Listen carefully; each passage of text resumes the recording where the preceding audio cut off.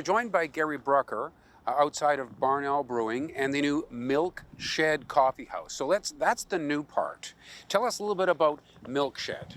Well, Shed came about because the previous bakery, coffee shop that was in there, it's a bakery, decided that with their west side location, they weren't going to manage two anymore, and their bigger production is on the other side. So they came to us as first rights and said, hey, we're going to move out. Would you like to take over our space? And at first we were like, well, that was really not on our plans. And our next move to own a coffee house was actually to up our brewing capacity somewhere.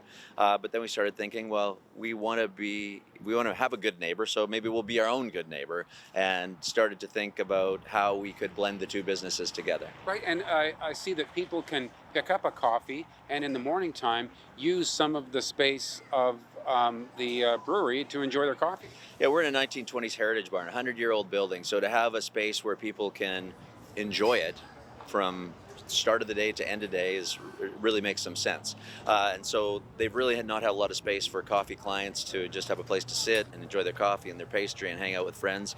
And so we've pushed a door through so they can come through in the morning, grab a coffee, sit there, enjoy. We've got a bunch of students in there today that are just working on their assignments. We've got some business guys that are in there meeting, enjoying their coffee and pastry while they're enjoying the beautiful barn Owl Brewing. There's a lot of interest in this building because it has great historical value. But it was kind of tough for Barn Owl, wasn't it? You had just started in 2019 and all of a sudden this pandemic hit. We had about 8 months. 8 months into our new venture, we hit the pandemic and we were just doing off sales. But what happened was that first 8 months, we'd sort of got the support of the community in a way that they did not want to see us go under. We had become a community gathering spot very quickly.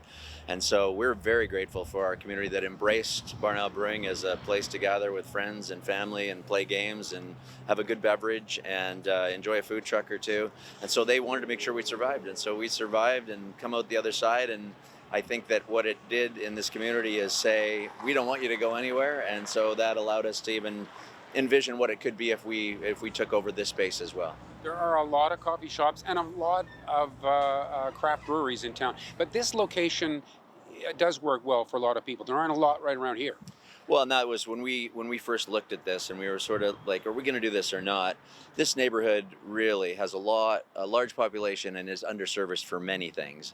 But when we had an opportunity to get a 1920s heritage barn, our favorite places are always about the experience more than just the product. So when you can combine a quality product with a beautiful experience of a heritage barn, and our interior designer has nailed it on both fronts, both in the brewery and in the Shed, it's just a win-win.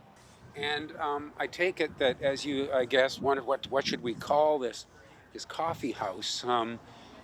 This building used to be, I guess, a milk shed. It did. When there was so many ideas, both from the neighborhood and from our own staff, of what we could possibly call it.